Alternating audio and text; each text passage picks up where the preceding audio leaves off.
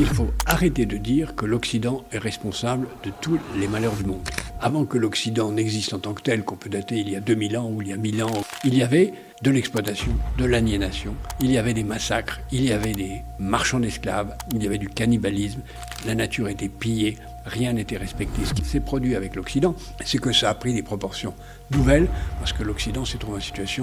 d'apporter des progrès techniques qui ont conduit à avoir davantage de moyens de faire ce que d'autres faisaient auparavant, et que d'autres continuent à faire. Si l'Occident pille les ressources naturelles des pays du Sud, la Chine, comme d'autres, qui ne sont pas considérés comme occidentaux, pille aussi les ressources de la nature. On aime toujours, à juste titre, être du côté des opprimés, et on a besoin de choisir un oppresseur. Aujourd'hui, l'Occident est désigné comme l'oppresseur, alors que l'oppresseur, c'est le puissant, qu'il soit occidental ou qu'il soit le bien ailleurs. Il y a aujourd'hui une hypocrisie à voir dans l'Occident le responsable des malheurs du monde, alors qu'une grande partie des valeurs de l'Occident sont aujourd'hui devenues des valeurs universelle, la raison comme n'étant pas contraire à la foi et la liberté individuelle comme n'étant pas contraire à la vie en communauté.